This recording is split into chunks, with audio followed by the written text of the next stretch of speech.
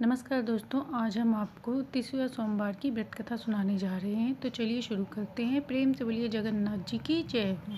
बहुत समय पहले की बात है। किसी नगर में एक भाट परिवार रहता था। वह लोग अत्यंत गरीब थे। एक दिन भाटिन ने अपने पति से कहा कि वह अपने बेटी और दामाद को भोजन कराना चाहती है। जब भाट ने ये सब सुना तो वह गाँव से लोगों के घरों से भिक्षा मांग कर ले आता है। भाटिन ने स्वादिष्ट भोजन तैयार किया। खाना बना के भाटिन थोड़ी देर के लिए बाहर गई। उसके बाद हाथ मुँह धोकर किचन में आई तो उसने देखा पूरे भोजन की जगह केवल 2 रोटी, एक छोटी और एक बड़ी रखी हुई है। भाटिन ने अपने पति से कहा तो उसके पति ने कहा, कोई बात नहीं, तुम बेटी और दामाद को खाना खिला दो, हम लोग भूखे सो जाएंगे। इसके बाद भाटिन ने अपनी बेटी और दामाद को खाना खिला दिया। खाना खिलाने के बाद बेटी को विदा कर दिया। अगले दिन भाट भगवान जगन्नाथ जी के दर्शन करने के लिए जल्दी निकल जाता है। थोड़ी दूर आगे आने पर उसने देखा कुछ लोग पत्तल दोने बना रहे थे। भाट ने पूछा कि ये पत्तल दोने किस लिए बना रहे हो? तब कुछ लोगों ने बताया कि ये जगन्नाथ जी के भंडारे के लिए बन रहा है। तो भाट भी वहीं बैठकर पत्तल दोने बनवाने लगता है। शाम होने पर भाट उन्हीं लोगों के साथ राजमहल में चला जाता है और उन्हीं लोगों के साथ भोजन करने लगा है। उसने एक पत्तल भोजन कर लिया और दूसरी पत्तल बांधकर एक मटकी में रख दी। कुछ स्त्रियां उसी के गांव की थी जो उसके पास से गुजर रही थी। भाट ने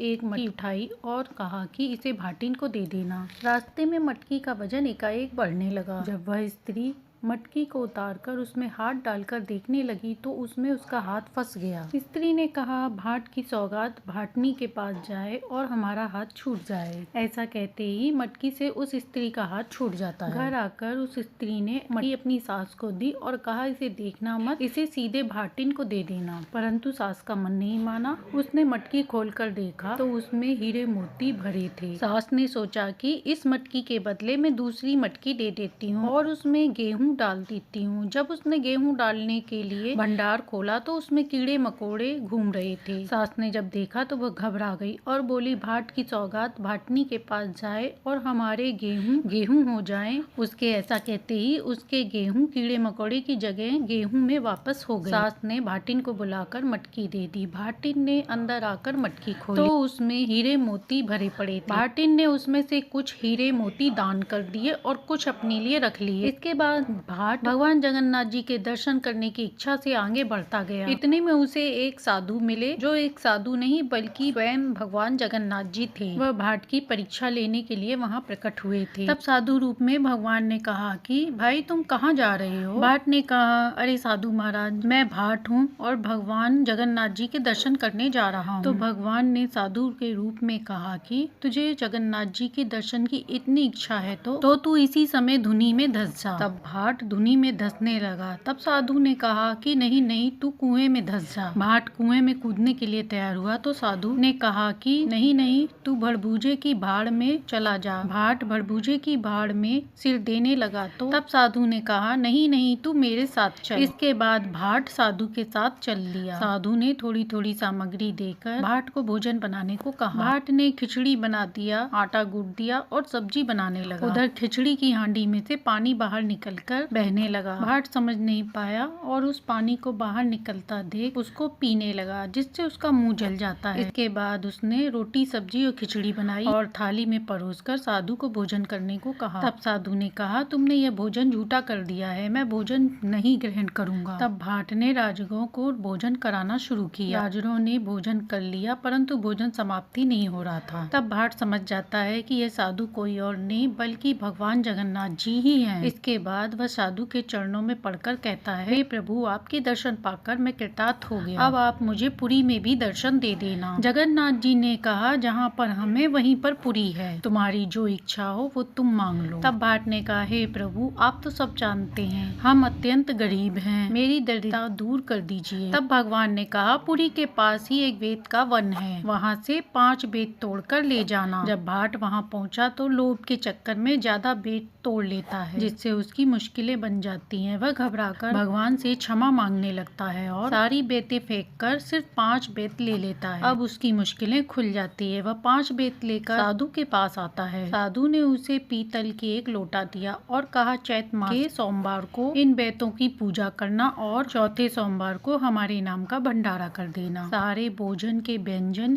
इसी बटलोई से निकलेंगे। भाट ने कहा, हे प्रभु, मैं पूजा पाठ नहीं जानता हूँ, आप मुझे पूजा की विधि और कहानी बता दें। तो भगवान रूपी साधु ने उसे पूजा की विधि और कहानी भी बता दी। भाट बहुत प्रसन्न हुआ और घर की ओर चल दिया। रास्ते में उसे प्यास लगी तो एक स्थान पर पानी पीने लगा। पानी पीते समय उसके हाथ में एक टेसू का फूल गिरा। तब उसे याद आया कि आज चैत्र मास का पहला सोमवार है। उसने 5 बेतों की पूजा करी और पास ही खेत में जो किसान काम कर रहे थे उनसे कथा सुनने को कहा। किसानों ने काम छोड़कर कथा सुनने को मना कर दिया तो भाट निराश होकर आगे बढ़ने लगा। तभी खेतों में आग लग जाती है। सभी किसान दौड़कर भाट के पास आते हैं और कहते हैं, अपनी कथा सुना दो। उनके ऐसा कहते ही खेतों में आग बुझ जाती है। इसके बाद भाट पूजा अर्चना करने के बाद किसानों को कहानी सुनाने लगता है। कहानी सुनाने के बाद वह आगे निकल देता है। चलते चलते दूसरा सोमवार आ जाता है। वहाँ कुछ लोग भेड़ बकरियां चढ़ा रहे थे। भाट उन लोगों के पास जाकर कहता है, भाई आज तीसरा सोमवार है, तुम लोग मेरी कथा सुन लो। तो गडरिये ने कहानी सुनने से मना कर दिया। तब भाट निराश होकर आगे बढ़ने लगता है। तभी गडरिये की भेड़ बकरियां चारा चरना बंद कर देती हैं। गडरिया घबरा जाता है और भाट के पास आकर कहता है, भाई मैं तुम्हारी कथा सुनने को तैयार हूँ। भाट ने बेतों की पूजा की और कहानी सुनाना शुरू किया। कथा सुनते ही उसकी भेड़ बकरियां चारा चरने लगती हैं। इसके बाद भाट आगे जाता है।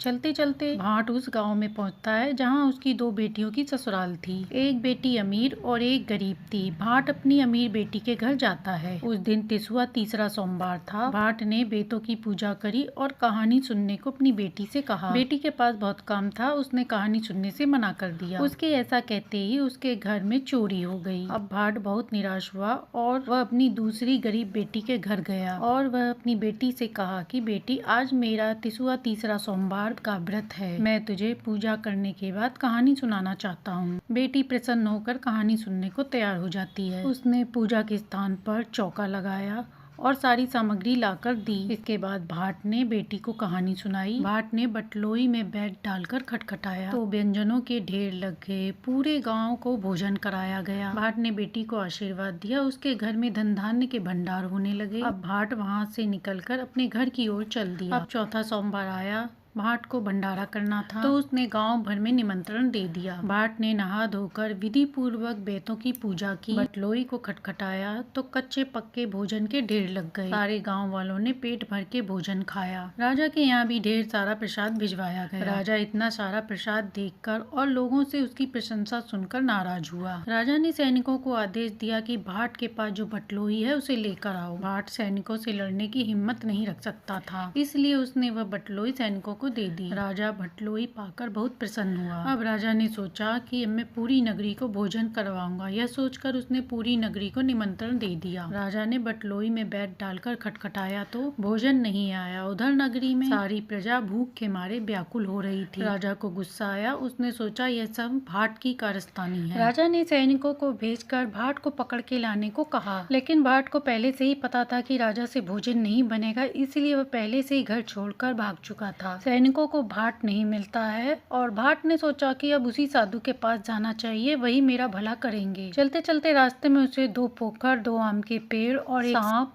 और एक बोझ ढोने वाली स्त्री और साथ ही एक घोड़ा मिला। उन्होंने भाट से पूछा, भैया तुम कहाँ जा रहे हो? तो भाट ने बताया कि मैं जगन्नाथ जी के पास जा रहा हूँ। तो उन लोगों ने कहा कि भैया हमारे भी दुखों का निवारण पूछ लेना। तब भाट ने कहा, ठीक है, मैं तुम्हारे दुखों का निवारण भी पूछ लूंगा। रास्ते में उसे एक नदी, एक अधूरा मकान और एक साधु मिला। सभी ने अपनी व्यथा का निवारण पूछने को कहा। भाट ने कहा, ठीक है, मैं जगन्नाथ जी से तुम लोगों के दुखों का निवारण पूछ लूंगा। तब वह पुरी के उसी स्थान पर पहुंचता है जहां वह साधु मिले थे। भगवान ने फिर साधु के भेष में आकर भाट को दर्शन दिए। भाट ने उन्हें प्रणाम करके कहा कि मेरा दुख दूर कीजिए। भाट ने कहा, मेरी बटलोई थी वो राजा ने ले ली और मेरी बड़ी बेटी के घर में चोरी हो गई, अब मैं क्या करूँ? साधु ने कहा, साधु बने जगन्नाथ जी जी ने कहा कि तुम घर वापस लौट जाओ, राजा तुम्हें बटलोई वापस दे देगा और अपनी बेटी दामाद को तीसरा सोमवार की व्रत कथा पूजन बताओ। उनके घर भी धन धान्य के भंडार भर जाएंगे। इसके बाद भाट ने रास्ते में जितने भी दुखी लोग मिले थे उनके दुख का निवारण पूछा। साधु बने जगन्नाथ जी ने कहा वो जो 2 पोखरें थी वो पिछले जन्म में देवरानी जिठानी थी। वे आपस में लड़ती झगड़ती थी, इसीलिए उनकी पोखर का पानी खारा है। तुम उनके पोखर से 5 चुल्लू पानी पी लेना, जिससे उनका पानी मीठा हो जाएगा। भाट ने कहा कि वो जो 2 आम के पेड़ हैं उनके फल कोई खाता नहीं है, वह बहुत खारे हैं, कड़वे हैं। साधु ने बताया पिछले जन्म में वो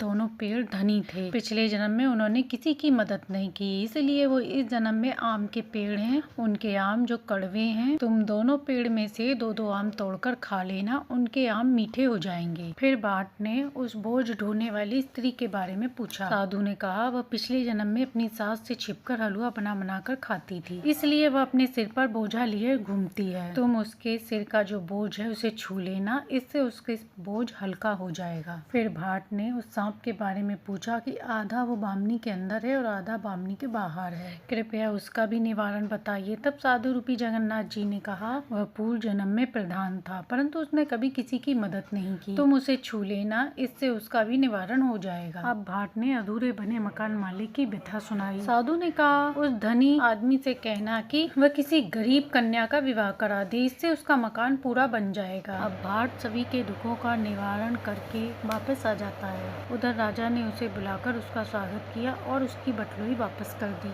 इसके बाद भाट ने अपनी बेटी और दामाद को बुलाकर तीसरा सोमवार व्रत की कथा पूजन के बारे में बताया और उन्हें कथा कहानी सुनाने के बाद अपनी बटलोई को भेद से हिलाकर उसमें कच्चे पक्के पकवान बनकर तैयार हो गए। उन भोजन से सभी को भोजन कराया।